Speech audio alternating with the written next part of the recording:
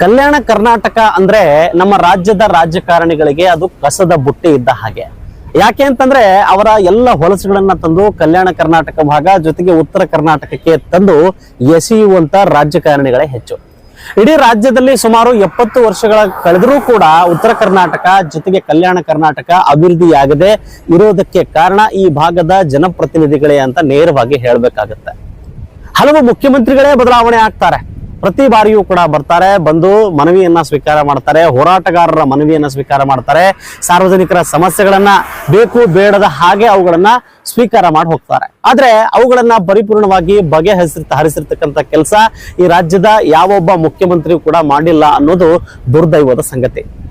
ಕಲ್ಯಾಣ ಕರ್ನಾಟಕ ಭಾಗ ಉತ್ತರ ಕರ್ನಾಟಕ ಭಾಗ ಸಂಪೂರ್ಣವಾಗಿ ಹಿಂದುಳಿಯೋದಕ್ಕೆ ಸಾಕಷ್ಟು ಕಾರಣಗಳಿದ್ದಾವೆ. ಯಾಕಂತ ಕೇಳಿದ್ರೆ ಈ ಭಾಗದಲ್ಲಿ ಜನ ಗೂಳೆ ಹೋಗ್ತಿರತಕ್ಕಂಥ ಪ್ರವೃತ್ತಿ ಹೆಚ್ಚು.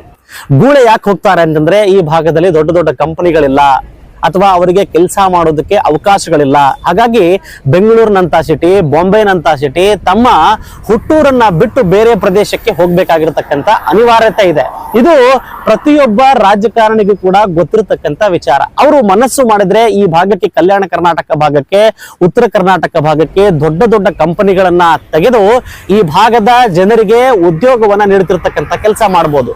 ಆದ್ರೆ ಇವರು ಸಾರ್ವಜನಿಕರಿಗೆ ಯಾವಾಗ್ಲೂ ಕೂಡ ಹಗಲು ಕೆಲಸನ್ನ ತೋರಿಸ್ತಾ ಇರ್ತಾರೆ. ನಾವು ಹಾಗೆ ಮಾಡ್ತೀವಿ, ನಾವು ಹೀಗೆ ಮಾಡ್ತೀವಿ ಅಂತ ಯಾವಾಗ ಹೇಳ್ತಾರೆ ಅಂತಂದ್ರೆ ಚುನಾವಣೆಗೂ ಮುಂಚೆ ಹೇಳ್ತಾರೆ.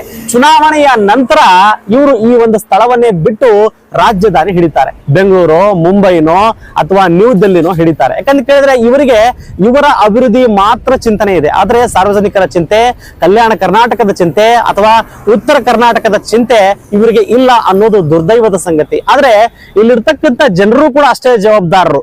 ಚುನಾವಣೆ ಸಂದರ್ಭದಲ್ಲಿ ಇವರು ಯಾವ ರೀತಿ ಬರ್ತಾರೆ ಅಂತಂದ್ರೆ ಮನೆ ಮನೆಗೆ ಬಂದು ಕಾಲು ಬಿದ್ದು ನಾವು ನಿಮ್ಮ ಬಳಿಗೆ ಇರ್ತೀವಿ, ನಿಮ್ಮ ಅಭಿವೃದ್ಧಿ ಮಾಡ್ತೀವಿ ಅಂತ ಸುಳ್ಳು ಭರವಸೆಯನ್ನ ನೀಡ್ತಾರೆ. ಅದನ್ನ ಈ ಭಾಗದ ಜನ ನಂಬಿಕೊಂಡು ಅವರಿಗೆ ಮತವನ್ನ ಹಾಕಿದ ನಂತರ ಅವರು ಕಾಣೆಯಾಗ್ಬಿಡ್ತಾರೆ. ಇದು ಕೇವಲ ಕಾಂಗ್ರೆಸ್, ಬಿಜೆಪಿನೋ ಜೆಡಿಎಸ್ ನಾಯಕರ ಕಥೆ ಇಲ್ಲ. ಈ ಭಾಗದ ಜನಪ್ರತಿನಿಧಿಗಳು ಯಾವಾಗ ರಾಜಕಾರಣ ಅಂತ ಪ್ರವೇಶ ಮಾಡ್ತಾರೋ, ಪ್ರವೇಶ ಮಾಡಿದ ನಂತರ ತಮ್ಮ ಏನಪ್ಪಾ ಅಂದ್ರೆ ಊಸರು ಒಳ್ಳೆಯ ತರ ಅವರನ್ನ ಬದಲಾವಣೆಯನ್ನ ಮಾಡ್ಕಂತ ಕಲರ್ ಆ ರೀತಿಯಾಗಿ ಬಣ್ಣವನ್ನ ಬದಲಾಯಿಸ್ತಿರ್ತಕ್ಕಂಥ ಪ್ರವೃತ್ತಿ ನಮ್ಮ ರಾಜಕಾರಣಿಗಳು.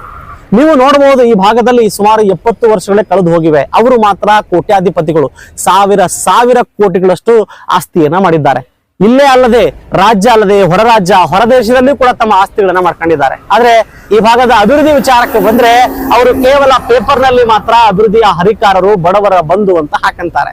ಅದಾದ ನಂತರ ಏನಪ್ಪಾ ಅಂತ ಕೇಳಿದ್ರೆ ಕೆಲವು ರಾಜಕಾರಣಿಗಳಂತೂ 4 ಬಾರಿ 5 ಬಾರಿ ಅಧಿಕಾರವನ್ನು ಅನುಭವಿಸಿದ ನಂತರ ಏನ್ ಹೇಳ್ತಾರೆ ಅಂತಂದ್ರೆ ಈಗ ನಾವು ರಾಜಕೀಯದಲ್ಲಿ ಸರ್ವೈವ್ ಆಗ್ಲಿಕ್ಕೆ ಸಾಧ್ಯ ಇಲ್ಲ ಅಂತ ಹೇಳ್ತಾರೆ. ಅಲ್ಲ ಸ್ವಾಮಿ, ನಿಮ್ಮ ರಾಜಕೀಯ ಜೀವನದಲ್ಲಿ 30-40 ವರ್ಷ ಕಳೆದಾದ ನಂತರ ಸಾವಿರಾರು ಕೋಟಿಯ ಒಡೆಯರು. ಈ ಎಲ್ಲಾ ದುಡ್ಡು ಎಲ್ಲಿಂದ ಬಂತು? ಸಾರ್ವಜನಿಕರ ಬೊಕ್ಕಸದಿಂದ, ಸರ್ಕಾರದ ಬೊಕ್ಕಸದಿಂದ ಕೊಳ್ಳೆ ಹೊಡೆದಾಗ ನಂತರನೇ ನೀವು ಶ್ರೀಮಂತರಾಗಿದ್ದೀರಿ ಅನ್ನೋದನ್ನ ನೀವು ಮರೆತಾ ಇದ್ದೀರಿ. ಆದ್ರೆ ಒಟ್ಟಾರೆಯಾಗಿ ಬೇಜಾರು ಏನಾಗುತ್ತೆ ಅಂದ್ರೆ ಕಲ್ಯಾಣ ಕರ್ನಾಟಕ ಅಭಿವೃದ್ಧಿ ಯಾಕೆ ಆಗ್ತಾ ಇಲ್ಲ ಅನ್ನೋದು ತುಂಬಾ ಬೇಜಾರಾಗ್ತಿದೆ.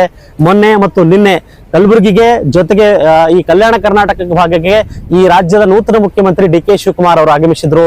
ಅವರು ಬಂದು ಸಾಕಷ್ಟು ಅವ್ರು ಗಮನಿಸಿದ್ದಾರೆ ಅಂತ ನಾನು ಅನ್ಕೊಂತೀನಿ. ಸರ್, ನೀವು ಕೂಡ ಬೇರೆ ಮುಖ್ಯಮಂತ್ರಿಗಳ ತರ ಆಗಬಾರದು ಅನ್ನೋದು ನನ್ನ ಒಂದು ಆಶಯ. ಈ ಭಾಗದ ಜನರ ಅಳಲನ್ನ ನೀವು ಹತ್ತಿರದಿಂದ ಕಾಣಬೇಕು. ಜೊತೆಗೆ ಅಭಿವೃದ್ಧಿ ಎನ್ನೋ ಪದಕ್ಕೆ ಅದಕ್ಕೊಂದು ಅರ್ಥ ತರ್ತಿರ್ತಕ್ಕಂಥ ಕೆಲಸ ಡಿ.ಕೆ. ಶಿವಕುಮಾರ್ ಅವರು ಮಾಡ್ಬೇಕು ಅಂತ ನಾನು ಬಯಸ್ತೇನೆ. ಈ ಭಾಗದ ಜನ ಬಾಯಿ ಬಿಟ್ರೆ ಮಾತಾಡ್ತಾರೆ, ದೊಡ್ಡ ದೊಡ್ಡ ಮಾತುಗಳನ್ನ ಆಡ್ತಾರೆ, ಇಂಟರ್ನ್ಯಾಷನಲ್ ಮಾತುಗಳನ್ನ ಆಡ್ತಾರೆ. ಆದ್ರೆ ಈ ಭಾಗದ ಅಭಿವೃದ್ಧಿ ವಿಚಾರಕ್ಕೆ ಬಂದ್ರೆ ಅವರು ಸೈಲೆಂಟ್ ಆಗ್ಬಿಡ್ತಾರೆ, ಶಾಂತವಾಗಿಬಿಡ್ತಾರೆ.